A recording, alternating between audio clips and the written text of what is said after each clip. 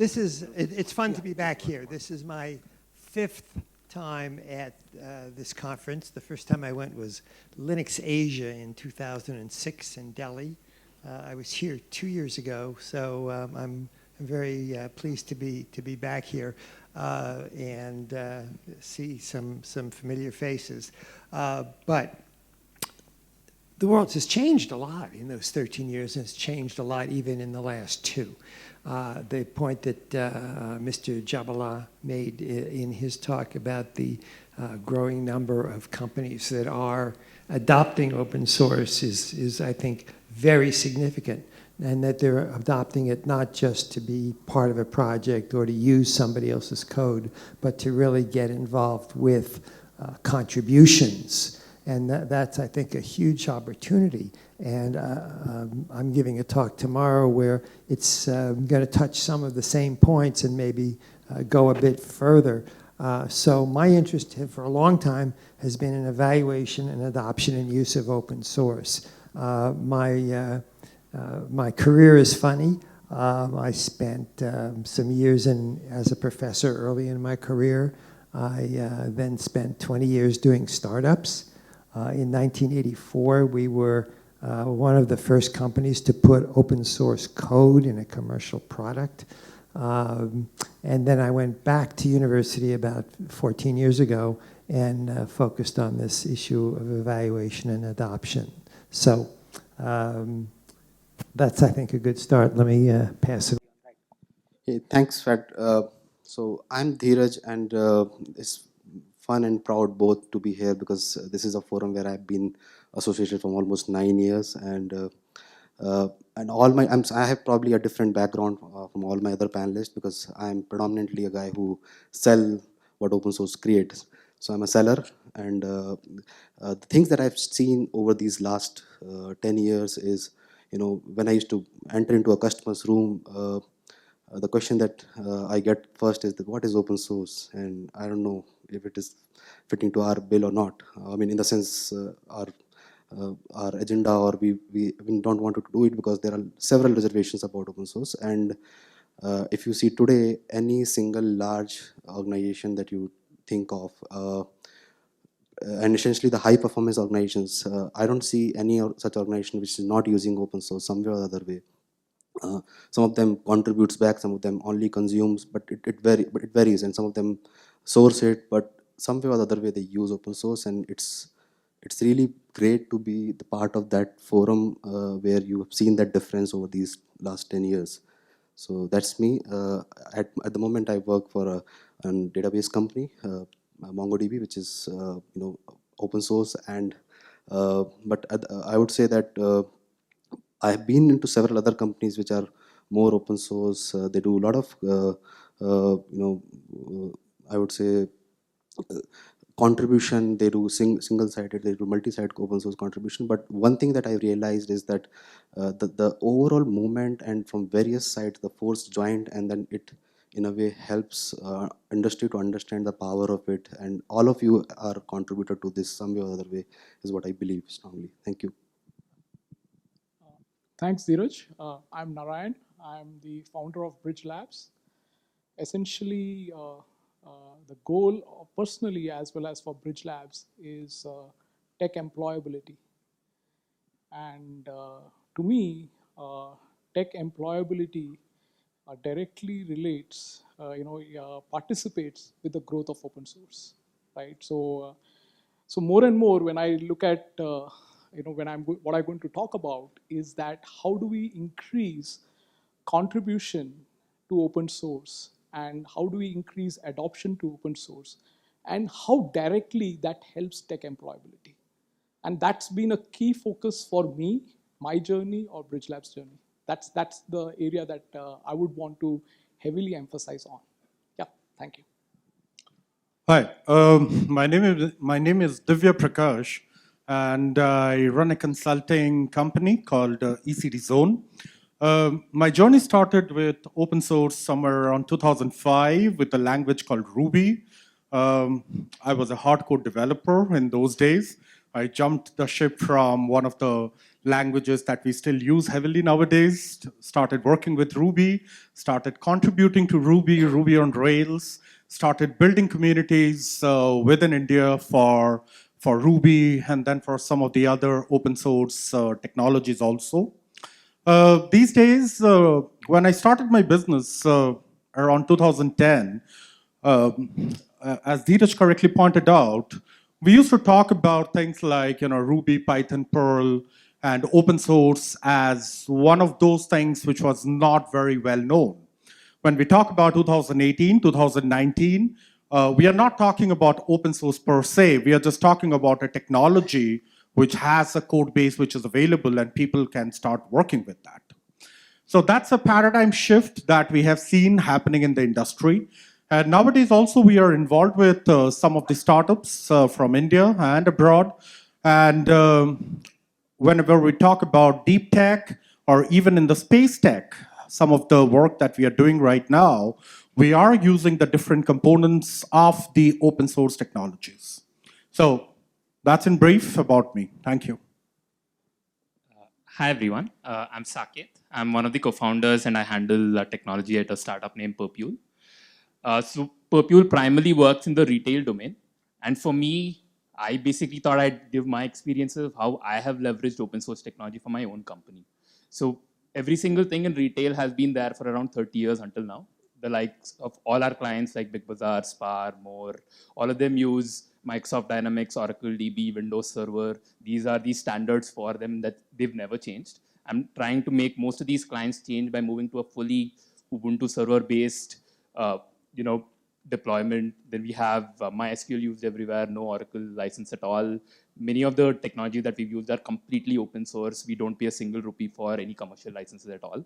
And the idea is I've already converted probably 5 of the largest retailers in India to use open source technology. So my experience, how we went about it, how we could actually convince some of these guys to change to open source technologies is what I thought I can talk about. Okay, so to introduce myself, my name is Frederick, Noronha.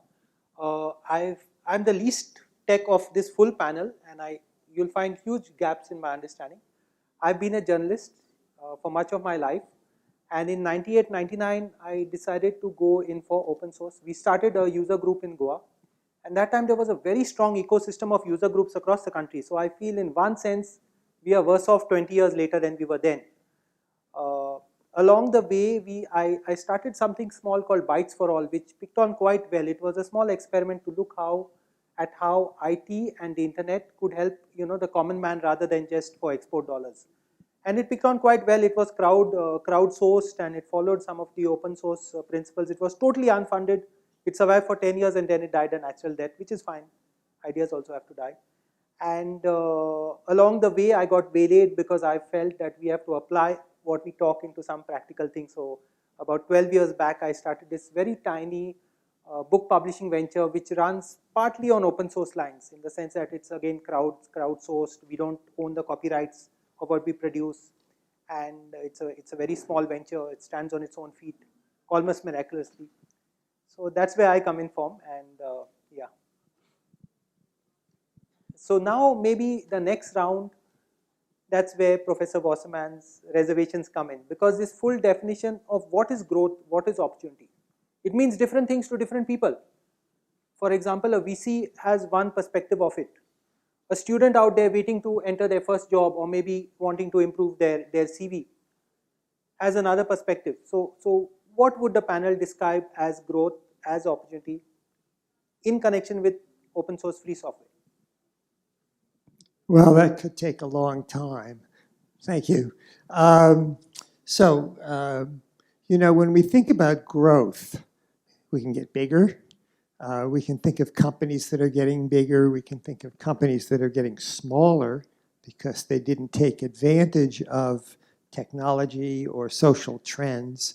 So as Mr. Noronha correctly points out, the definition is very broad. So to me, when I look at growth opportunities related to open source, there's the obvious one where we see investors putting a lot of money into startups and trying to use business models that are similar to open source, but not open source. And that's a topic we can discuss later. But when we think about growth opportunities, one I mentioned a moment ago is the growth of adoption of open source by companies. And companies have expectations. The expectations are that there'll be maintenance done on the software. There's expectation that they'll get trained, that there'll be support. And so even if you're not a technologist, you can make money by writing books about it and by teaching it. There's a lot of growth opportunity for people who want to work in that space, because clearly it's growing, and we've seen this year the the acquisition of Red Hat by IBM and the acquisition of GitHub by Microsoft. That's two statements from two very large companies that they believe in open source and that they think the economy is going to grow around those products and that they're going to be able to make a more successful business. What that means for individuals is that the job opportunities have gone way up, right? That open source is now blessed in a way that it was not in the past. And so when you're looking for a job, people will go and look at your GitHub page. What projects have you worked on? How much code have you contributed? Is it good code? Sometimes a lot of the code in open source projects is not so great. So to sum up, there are growth opportunities financially for the companies. There are growth opportunities for adoption of open source by these companies who can then get their products built faster. And there are growth opportunities for people who want to get involved in open source. And I think those three taken together really look like a big step forward for us. Thank you. So I think I have a very similar view on the growth, but I will probably add two important points around. See, one thing is that, this is a very old saying, and I keep hearing again and again from a lot of my colleagues and peers that, you get directed to people who you sound like. So, many times when I was in the beginning of my career, by DNA, I was little nerdy and little talking technology to the people. I was always being directed to the techies and the developers or architects in the organizations. And one thing I've realized is that, after talking to these folks, especially in the Indian context, and many of you will relate to this, that when you got recruited, essentially you don't have the choice of which teams you go in and which project you go in, what technology you will eventually work on. But if you start working on a particular technology, that your fate is sealed, and then most of the time, a large portion of population is actually continue to work on that technology. While on the contrary, open source actually gave you the freedom of building your career the way you wanted to. Things like GitHub allows you to put projects here, make your own fame with the way you wanted to do, and then allows you to grow and get attention from the people who really wanted the talent that you have around the specific technology.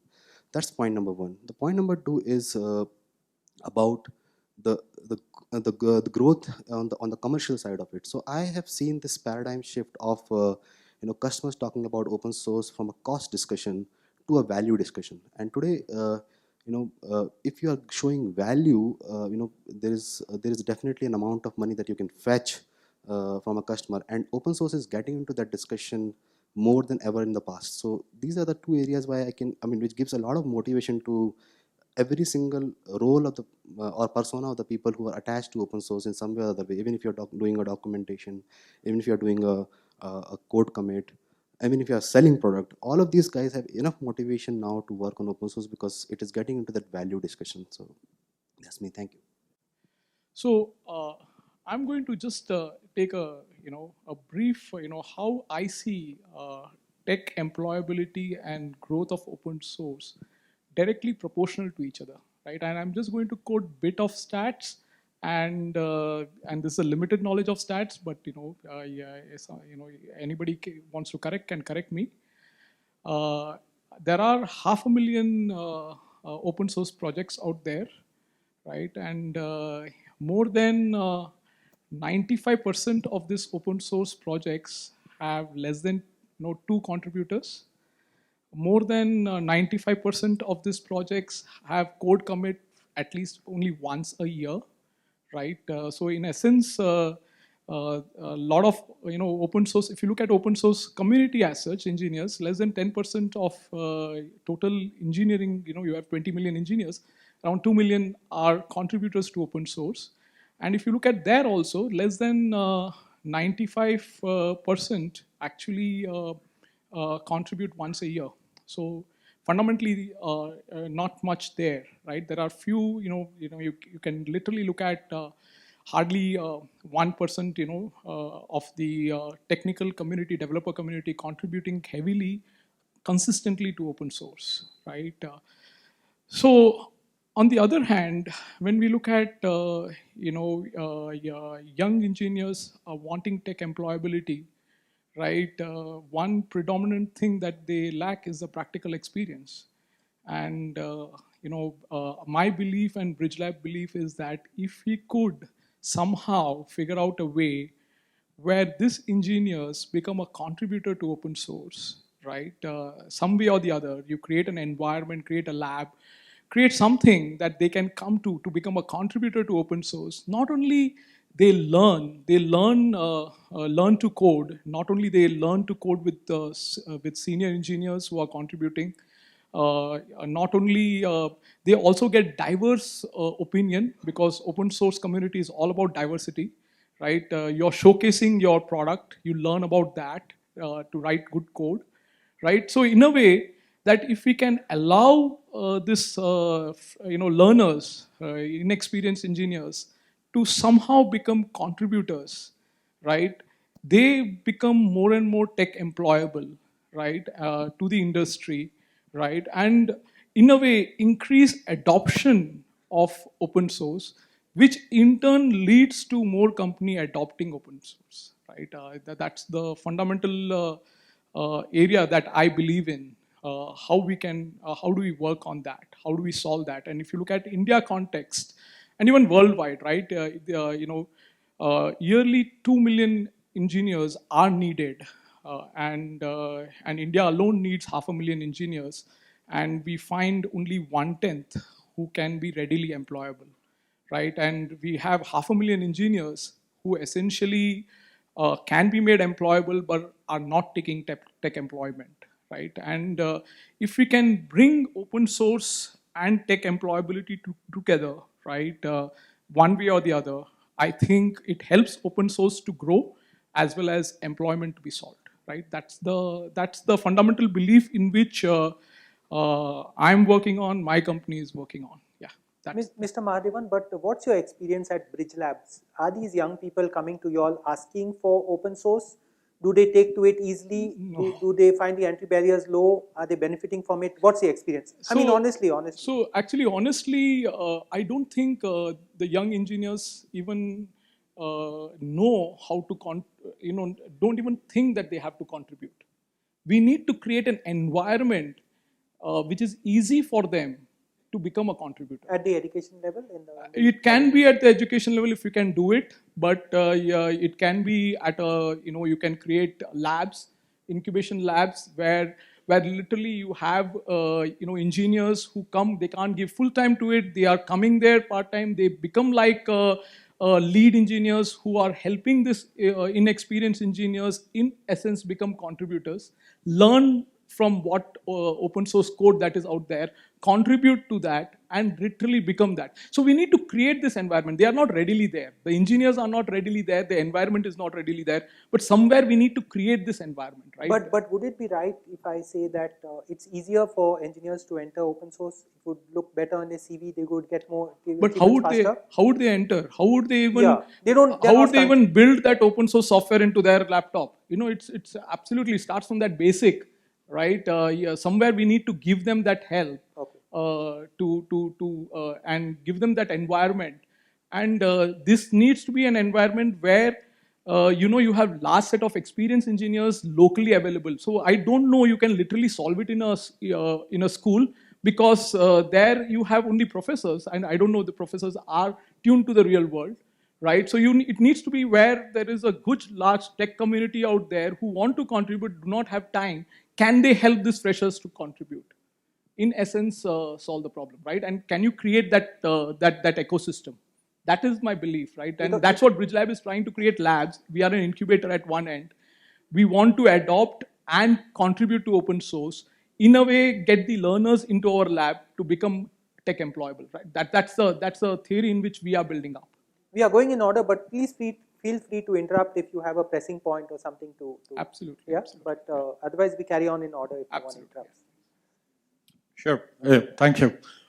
So my perspective for the growth of open source, I'm going to look from top-down approach, wherein we begin with how the Ps and the VCs are putting in a lot of money towards the different open source companies that are coming up, or the companies that leverage a lot on open source. So that's point number one. The second point would be how the enterprises are embracing the open source technologies, how the in-house teams are being built, in-house competencies, thought process changes are being brought in, wherein people are moving, even like, the last talk that we had was from Society General, wherein an investment banker is talking that how they are trying to introduce open source into their workflow, which is a great change. So that comes up here is obviously at the training the right resources. So some of the things which my co-panelists and Frederick were talking about, there are some programs like Google Summer of Code. Red Hat used to organize Red Hat a lot of code contest and all.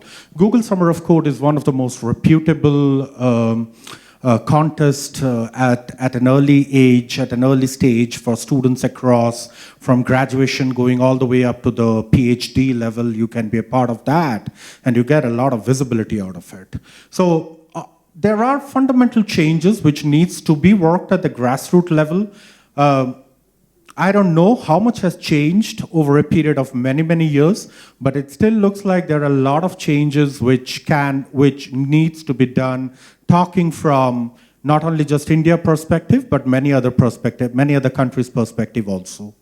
One of the things that has happened was a few years ago, people thought Red Hat as a snowflake kind of an example, and it was the only company in the world which was running on open source, and how do we work towards that?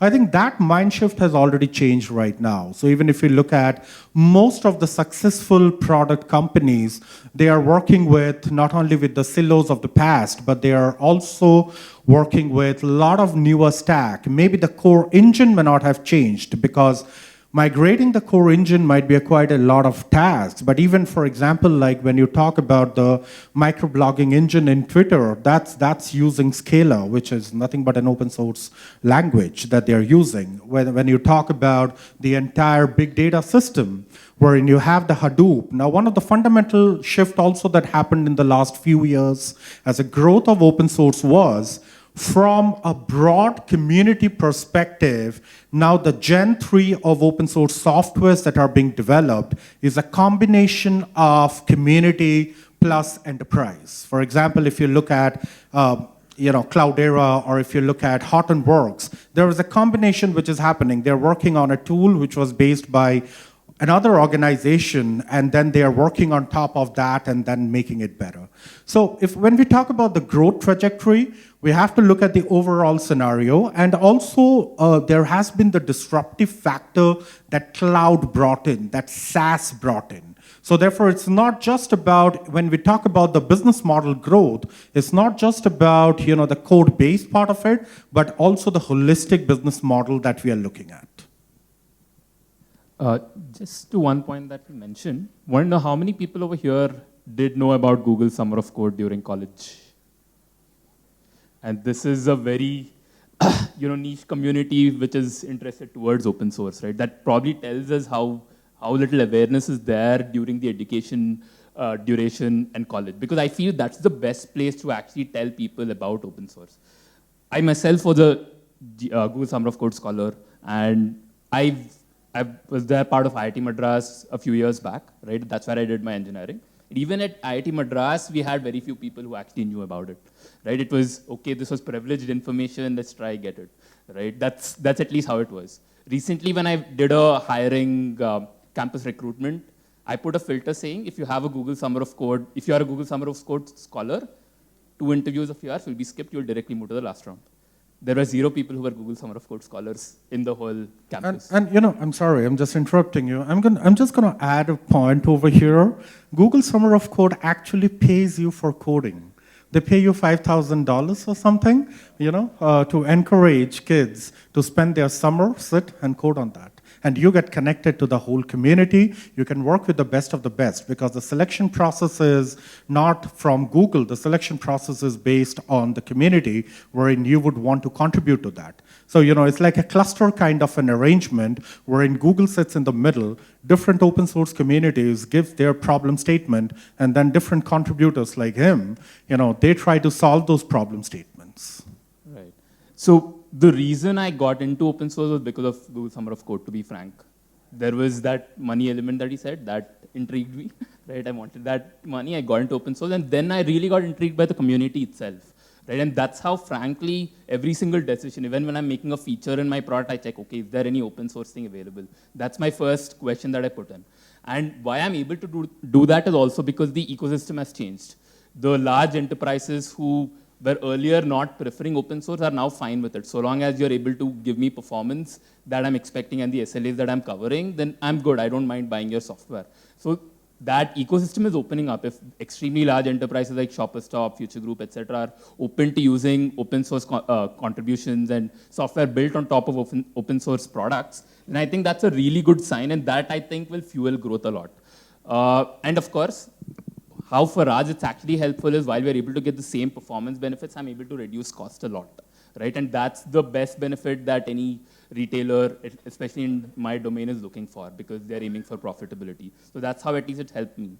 But to be frank, I think the ecosystem towards corporates and enterprises who want to pay for these products is improving a lot. But I think education right now is still like the bane of the open source community. There are very few people, even this feels like a very privileged community to me, who knows about this. Even in a company that, even in my company where I have 30 engineers, there are just 2 people who contributed to open source in their life. Half of them didn't know about it, half of them got to know after they came to my company. And that is again like a really good ecosystem that I have, right? Most other portfolio companies that we work with too, all of them are right now trying to figure out whether they can use open source projects, etc., to help scale up and build products really fast. Because even within my company, I have one product that we have like around $500,000 ARR that we built on top of an open source project and got it live in less than a month. And in 3 months, we got $500,000 ARR revenue coming out from it. So there is insane potential. People are actually paying for products built on top of open source technologies. And I think unless it's used the right way, and we all start talking about it more and more to everyone else, the power cannot be unleashed. That's at least what I feel. And the best place would be, I think, again, like everyone else also pointed out, during college. These small programs like Google Summer of Code and maybe introducing these programs and having a connect directly to colleges to bring more awareness to them, they'll really, really help a lot. Because even recruiters now are actually looking for open source contributions. Like, do you have a GitHub profile? What have you really contributed? Have you done Google Summer of Code? Have you worked with OWASP at all? Like, what exactly are these contributions that you're doing that allow us to feel that, okay, you're a really good contributor and I can take you into the company. So most elite companies are starting to look at that. And I think over time it should happen, but hopefully we can kickstart it and fuel that growth. Saketh has provoked 2 persons, Professor Wasserman and Mr. Mahadevan. Why don't you go ahead? So thank you. So I want to take this discussion to a different level, which is all about economy and innovation. So if you think about important developments, innovations, you can pick the automobile, you can pick the smartphone, you can pick the sequencing of the genome, any of a number of these things. You have a very small team of people who come up with something that is revolutionary in terms of its impact. And what happens is that suddenly lots of people want to work on it, right? So you have lots of people now who are working on autonomous vehicles, right? Because that's something that's a hot topic. If you look at the growth of interests in a lot of industries or products, you see that curve, right? It goes up, right? There's the hype curve. and the early adopters go for that, and then the masses go for it. And so what we see here with open source is that innovation effect, that as more and more people hear about it, and as we heard, more and more recruiters look for people who have that talent, the growth is there. So the expectation, all these things line up, right? We have these innovations that drive the need for more people to work on it. It drives the need for more, it drives more people to want to work on it. It drives people who want to learn in school or on their own what they need to know to be able to work in that industry, in that project. And so it all kind of keeps coming back again and again. So you're not going to go to work for a company that makes cigarettes, right? That's a trend that's not going up. It's not interesting. So I think that's a very important factor in the way that this technological advance drives the growth opportunity.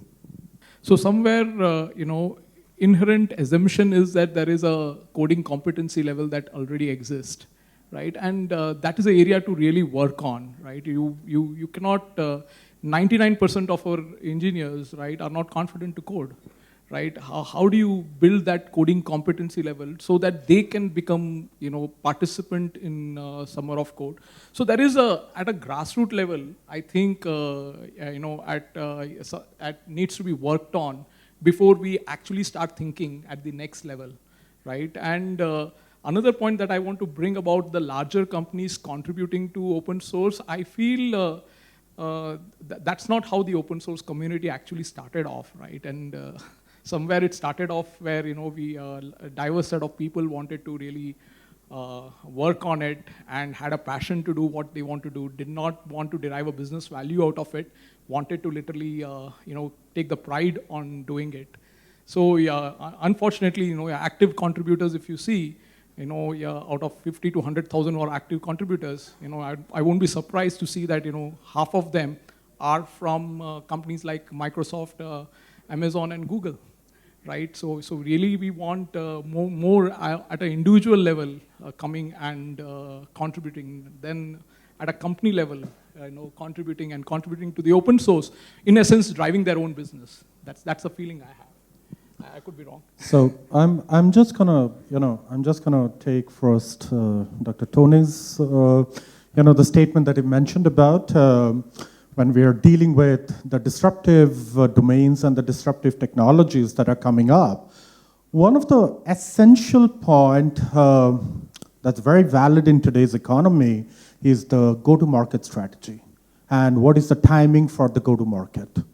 So that's where when we are talking about autonomous vehicles, space tech, deep tech, health tech implementation. So what is seen here is that if you're using the lightweight stack, if you're using the open source stack, your GTM strategy changes to a lot extent. So therefore, that is another part which lot of developers and ultimately the consumers are also looking at it. That's point number one. The second point here is, something that my co-panelist Narayan mentioned, the fact about, the contribution that comes from the enterprises. So ideally what happens is, long back in 2007 or 2008, in one of the Ruby conferences, now let me just bring a small example over here. Ruby as a language was introduced in 1993. Many people don't know about it because that was the year when Java came into the market. And then Ruby on Rails came into the market in 2006. And by 2007, 2008, Ruby on Rails became one of the biggest, largest competitor to J2EE and Java's web development, and Ruby remained in its own space. So Yukihiro Matsumoto, who was the author of Ruby, was once asked in a Ruby conference, what made Ruby famous? And then the gentleman said, Ruby on Rails. The idea behind this is, the fact remains that you need to have some implementation. The world looks at implementation. The community looks at implementation. The moment you have some good use cases, good study cases, people will start talking about it. We have Mongo, we have Couch, we have Apache, we have JFrog, we have Cockroach, and that's why people are talking about it. Otherwise, I still remember, and maybe some of the co-panelists might remember, in 2005, 2006, people used to say, throw away your laptop or your desktop which has an operating system that starts with some XYZ kind of a name and take an Ubuntu box and start working on top of that. You can observe over here that there is a maturity in the conversation that has happened. We are talking about the growth trajectory. We are talking about how innovative work can be done using open source, how enterprises can work with open source. And that has happened because some success stories have come out of that. So, So I have a point which is very, very relating to what my co-panelists talked about, and this is interesting to know that many times when I talk to a very nerdy techie engineer, and he said that I want to contribute to open source, and let me create a project and give it to community. See, the fact is that, like, you don't get the virality just by putting a project on community and making sure that a lot of people will download it. The fundamental question that any one of you should ask is that, are you solving a problem or are you solving the problem? And if you solve the problem, most likely you'll get the virality. And that is how all the other open source project, and he mentioned that there are 500,000 projects on open source, but there are only 1% of the project which does 80% of the heavy lifting. So the other remaining projects are the one who actually solve a problem and not the problem. And I think that's the essence of it. So when you talk about innovation, think of it, the problem that you have in future, not now, because there might be other proprietary or open source companies who are already solving that problem. So that's one important point that I want to make. Just to add, since you've heard Saketh's story, you must hear two of my very funny stories, which will give you something to laugh about. So I started, I was one of those who started a Linux user group in Goa even before I was using Linux. And as a journalist, it came very natural to me to believe that things should be shared. I mean, not many journalists do it, but I believed in it. And we were trying to get access to software in those days. There was something called shareware, which was actually crippleware because you use it for so many days and you can't, unless you pay up, you can't use it anymore. So like the idea of Linux, open source, free software came across as amazing to me. I said, why not? Like, we have to share knowledge. That's the only way we get ahead. And the fact that you could write to Stallman and he'll reply back to you in 8 or 16 hours or whatever, it seemed amazing. So we started a group, and then at every meeting, the guys would ask me, have you started using Linux yet? And I would put my head down and say no. I was not even capable of doing it. And one fine day, one of them came over. I said, shift over everything to Linux, including my email. And after that, there was no turning back. So I'm still hooked on it, and we even do our books in Lix. We are probably one of the only companies in the world using Lix to create commercially produced books. And secondly, in 2004, 2005, Finland, this tiny country in Europe, which has a very big global vision, of course, they were also behind Nokia, and they are small, so they look out to the outside world, unlike India, which is big and we are very inward-looking, unfortunately. So they came across with this idea that they want to study how open source free software can and is being used throughout the world in different ways, particularly in Asia, Africa, Latin America. So I contributed to the chapter on Asia. It's still there in my Wikipedia page. If you search, you'll find the link. And what they found was that when putting together this report is that the ideology of open source, the shared, distributed way of functioning, not necessarily commercial in those days, was applicable to fields like law, open source biology, open source journalism. So it's affected almost every field in the sun you can think of. Before checking out the panel, before getting to know them, I had to check out the Wikipedia. Well, what is the Wikipedia if not, an open source idea applied to knowledge, information? Google Maps only works because you have so many of these, volunteers who are actually sticking out places there in the different maps and things like that. So my belief has been and is that when we talk about impact, the ideology, the way of doing business is affecting a whole number of fields apart from just software, and we need to look at that also. I would like to, have asked one more question, which is the most important question, from here where, because we know that there is so much out there, but we also know we are getting stuck. But instead of doing that, I think we should give some time to the audience to ask questions. And when the panel is answering, maybe if you could put some suggestions, we have had some ideas of, education, how we increase its role in education. That has been on the agenda for so long, but it has never happened. Apart from a few states, a few pockets in India, a few school boards, it's not happened at the mass level, though we do have a lot to gain from it. So maybe some questions, and request the panelist also to. Tamil Nadu has done quite a lot of work on, if I'm not mistaken, on getting in open source into the school curriculum. Kerala also has been pushing quite a lot. Many of their textbooks are available online. Yeah, so I can speak a little for Kerala because I talked to some of the government folks over there. So Kerala has taken a decision that any of their ICT projects that they would be working on would be built on top of open source projects. And even in Madhya Pradesh, Red Hat has their own centers for excellence over there, in which they work with school kids, college kids out there in promoting that. Tamil Nadu has done that work as but well. This is based on the initiative of one bureaucrat or some official who understands what kind of a revolutionary change it is. By and large, it's very difficult to convince people, like we heard from the Society General case. So, what happens is, it's just like, what I feel is that if you're looking at start on the bottom left side of my screen for 21, 22 years of my life, and then suddenly we give you a Linux box to start working on that, it's a tad difficult.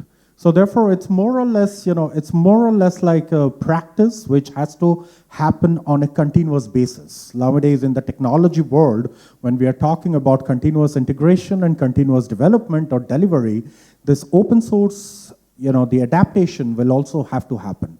That's at a different level that we are talking nowadays. But even if you look into, from the hardware perspective that is being shipped out, you would see a lot of hardware nowadays comes inbuilt with, say, Ubuntu or many of those packages that they come inbuilt with it.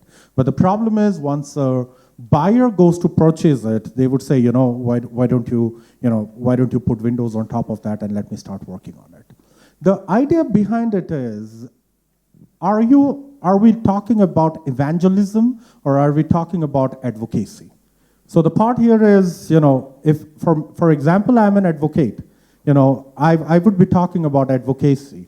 I'm okay about it as long as you understand the philosophy, you understand what is the core aspect of it. Because sometimes it has been seen in the past that a lot of companies have taken the source code, made trillions of money out of it, and has never given back a single line back to the society also. So we have those examples, which is at the end of the spectrum as well. Any questions? So, what are your views on that? So, yeah, I can take that. So, see, I'll tell you, especially in the context of India, I have seen that open source sometime in the between of last 10 years and I would say last 5 years, it made an entry in a cost conversations, right? If I'm talking about a large project and then there are a bunch of proprietary companies that I'm talking to, the overall cost of the project goes so high. In a country like even the enterprise or in the government side, everybody is a very sensitive spender. So we enter into that conversation with the cost in 5 years back, and but eventually when you start using it, you realize that this has a lot of potential, and then it's not just about cost. I'm actually ahead of curve from my competitors in an enterprise segment because I have a competitive advantage. I have access to the code, and I can write my secret sauce while modifying the code within the product. So that is something which the C-level and the developers and this entire value chain started understanding when they start using open source in the value chain. So enterprises started liking it now, and as I said, in today's world, the discussion starts from value, then cost. Cost comes secondary. And I've actually write about this in an article on Your Story also a few months back, and I talked about specific things about especially the government spending, because I've sold to government in past, and I've realized that it's a sensitive area where every single dollar that they spend is valuable, and it's a taxpayers' money. But eventually, if you see that they are ahead, the kind of volume they are handling with the open source platform, which was never even imagined, a few years back, they are super happy, and I would say a large portion of our government projects are running on open source. In fact, entire NIC is filled of open source, entire CDAC is filled of open source. So, and that's also a very classic. So what happens is this gives you a benchmarking story, right? When you implement something on a volume like this, and imagine you cannot, I mean, even if you talk about 1 rupee in Indian currency for per citizen for any service that you want to offer, it's a $1.5 billion, 1.5 billion Indian rupees. That's a huge amount of money. So in order to address that challenge, they start implementing open source, but then they realize over time that it can scale, it can adapt to any changes that is coming, and that is how they build confidence, and eventually they build center of excellence teams within these organizations. The only way to succeed implementation of open source within an enterprise is to basically make sure that there are certain spokes, there are certain people who are bearing the cap that, yeah, I take pride of running these shows, and and I take pride of making sure that I maintain, and eventually build the culture to contribute back also. So another example that I want to quote here is e-commerce industry. So if I am running a business which has nothing to do with digital and very little, I use technology just for my consumption. For example, if I am an oil and gas company, technology is not my primary business. So I may buy technology. I may not build it from scratch. But if I'm an e-commerce company, my entire business is technology, right? And I can't afford to get on a conversation with a proprietary company where you say you have to stop your site because you're not paying the licensing for so and so. That's where the open source came into the picture, and a large portion of open source adoption has happened in last few years. I would say I give big credit to these technology companies who are running the business around, maybe it a travel portal or be it a grocery shopping portal. So that's something which is encouraging for a lot of open source, and they are contributing back also because they understand that the things that they're consuming that need to survive, and that's how they have to contribute back also on those projects. So this is a big ecosystem by itself they are creating. But Dhiraj, it's a bit ironic. To my understanding, what happened was that when open source and free software became strong in India, the proprietorial companies went a bit slow about tightening on licenses. Even today, I mean, governments don't use any licenses. We know that. Universities don't use. And ironically, because of that, open source and free software has not grown as much as it should. So, all right, let me start again at a higher level. What does an enterprise want to do? An enterprise wants to grow its revenue, it wants to grow its profit, right? So, can open source help them do that? Yes. Okay, we have to demonstrate that that's true. So when I listen to the gentleman from Société Générale, and I'm another banker, and I say, well, gee, here I am at the Banque Nationale de Paris or the State Bank of India or whatever, those guys are more efficient than we are. Maybe we should look at what they're doing. So some of those examples come across, and they get the management decisions to say, let's look at this new technology. We also look at companies that have failed to advance their technology. Think about Nokia. Think about Microsoft with mobile devices. They just completely missed the window of opportunity because they weren't willing to take the opportunity to grow their technology, to grow their revenue. So these are the things that I think are important, and it goes all the way to the top of the company. Now, if I'm a developer working for a company and I want to get funding for a project, I have to sell it. Okay, I have to sell it to the management to say, here's why this is a good thing for us, right? And because it'll raise revenue, or it'll attract more developers, or whatever it is. So, will enterprises adopt? Yes, but what we have is an adoption curve. We have some people who are very early adopters, and they're brave. They're going to go take the risk. Maybe it won't be on a mission-critical project, but they'll go explore it. There are other companies that are never going to do it, right? And so what's going to happen to them? Well, there's a little bit of business on the trailing edge, but they're not going to grow. So this to me is independent of which projects and how many people. But if you're a growing company and you're recruiting for people and you say we need people who have a certain set of skills around open source, guess what? There are going to be a bunch of people who are going to have that skill now or are going to want to go learn it. And it's not just developers, because yes, you need people to write the code, but you need people to support it and document it and train it and contribute to the community and manage the community and all those other things. So that to me is where it is. And for your enterprise, the question is, where are you on the risk curve? Are you willing to accept the risk and do something early, or do you want to wait and see what everybody else does and be late to market? Because IBM and Google and other big companies have shown that the world is now safe for open source. So I'll just extend this conversation a little bit, what Tony and Dhiraj pointed out. You know, at a developer level, when you have a conversation, we are talking about, you know, the low-level code implementations and everything. But when you are talking about the CXOs, so many a times it also depends, as Tony correctly pointed out, that how much is the risk appetite of the CXOs and how the CIOs can take a decision that whether we can go ahead with this or not. So that's point number one. So that, to a large extent, it depends on the risk appetite to a marginal extent. The second point here is that, you know, not all stories are also honky-dory.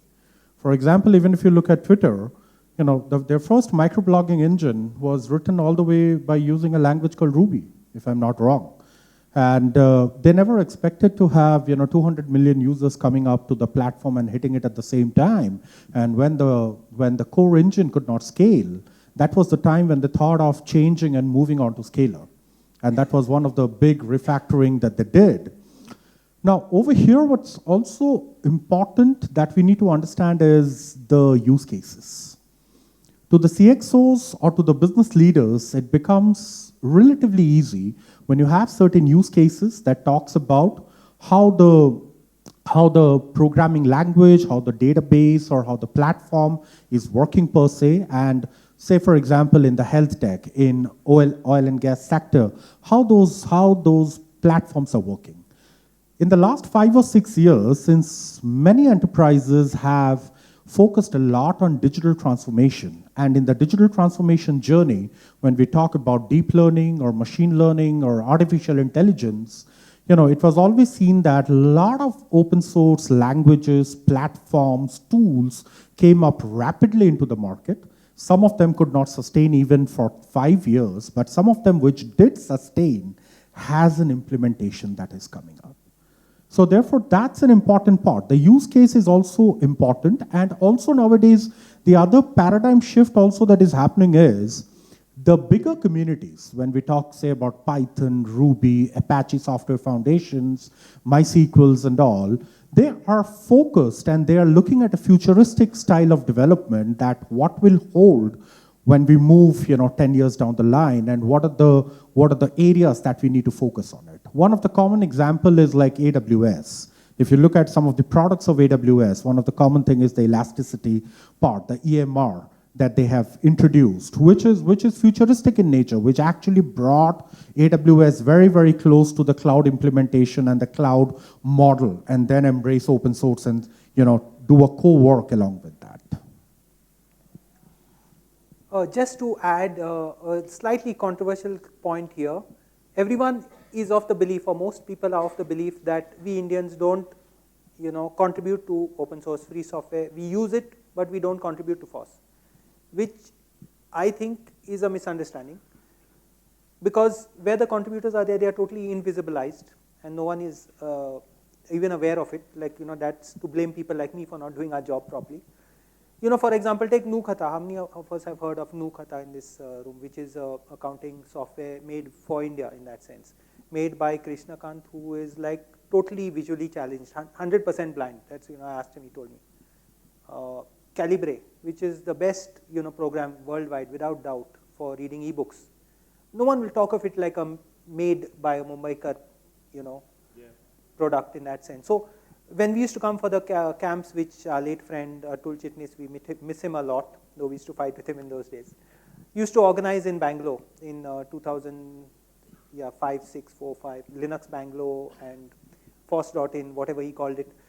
They would suddenly discover, ladies who are contributing to the kernel of the Linux thing, who no one ever knew about. So I think there's an information problem here. Apart from that, there is also a chicken and egg situation that if you don't get support for new Linux, people are going to have a problem to install it on their computer. And every third guy down the street will say, if you have a problem with Microsoft, you can just reinstall it, no problem if you lose all your data, kind of thing.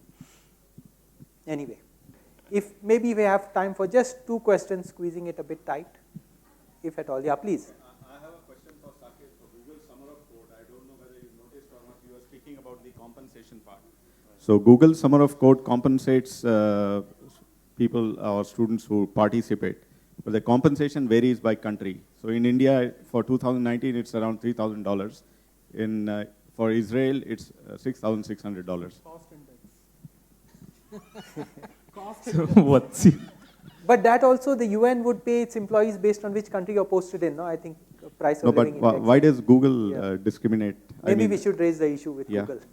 Sadly, I can't do much about it, but to be frank, when you're in college, $2,000, $3,000, $5,000, it's all a lot of money. So it's doing the job of educating the people, so I'm still okay. And question is, are we using it to its maximum potential in a country like India? To a large extent? Because a lot of these projects are lot of the projects that are supported by Google Summer of Code, they are very closely coordinated by the core community leaders. So therefore, they actually come and join the main branch. No, I mean, are students from India contributing sufficiently to it, making use of their advantage? What happens is that the selection process is very stiff. So ideally, the core community people would want to take those people who have already done some activity for the community. So therefore, if there is anyone sitting in this room who is planning to, motivate your neighbor or your kids or your nephew's niece, then the best part is that get into a community, listen to the noise for a while, start talking a little bit. You don't have to be a contributor on day one. You start listening, and then, over a period of time, whatever that interests you, documentation, testing, development, playing the role of someone who just spreads the news. I still remember, Dennis Cooper used to say that when they were selling out, when they used to give out the CDs for Open Office, they didn't have any ID batch or anything for Sun Microsystems saying that, we are giving out Open Office. So all that they had was they had a template. You could take a picture of that template, put it over here, and you can say that I'm the Bangalore manager for Open Office. And then you can start distributing the CDs as well. So, people have done those sort of things. And I don't think 2019 is any different as far as the ground level activities and the work that are to be done. But having said that, I think one mistake that the open source and free software community made was to believe somewhere along the line that the time for evangelizing is over. People know enough of it. The actual fact is that there are new people coming into the field every day. And for them, it's all new. Getting into it, like the useful tips you gave, it's new for many of us in that sense, who are not coders. For example, there are some countries in this world. For example, in Japan, the adaptation of open source is a little bit, the graph is little on the higher side. Whereas if you talk about India, the adaptation has been somewhere in the middle. But if you look at countries like Brazil, Argentina, over there, the trajectory is much easier. The adaptation has been much easier. So as Frederick correctly pointed out, there is a lot of work which is to be done. But yes, we don't hear what we used to hear in 2004, 2006. And also what is diluted maybe over a period of time, others can correct me, is the community part of it. We don't have user groups anymore. We used to have a lot of user groups. I'm not sure, but maybe I'm wrong. And he wants to correct me. Just this one thing. Tamil Nadu is still very active. I know that. Pune is active. But Chennai too. Yeah, Chennai. I'm in Chennai. We have one group that's driven by IIT Madras, in fact, and Yes. I still post queries. I love C. But the hack that these guys had done, based out of Bengaluru, Atul Chitnis and company, and in Delhi, was to say that let's name them uniformly. So it's ILUG, I-L-U-G, city name or state name in our case. So that was beautiful. But I think at the end of this conclusion, at the end of this discussion, which was very interesting and hopefully threw up a lot of food for thought. The actual food is waiting outside. But maybe we could request Open Source Magazine to carry on or restart the listing of lugs across India. So if someone wants to join, they know where the closest lug is. And I don't think it's going to be very difficult for them. I would volunteer to maybe create that list. Some that are existing can be recreated. Some have gone into spaces like WhatsApp and Telegram and all that. So they're not really visible there. Yeah. So folks, thanks a lot. We still can, you can interact with the panel outside. I'm sure you know all of them. Thank you so much for being such a interesting audience and interesting panel too. Thanks.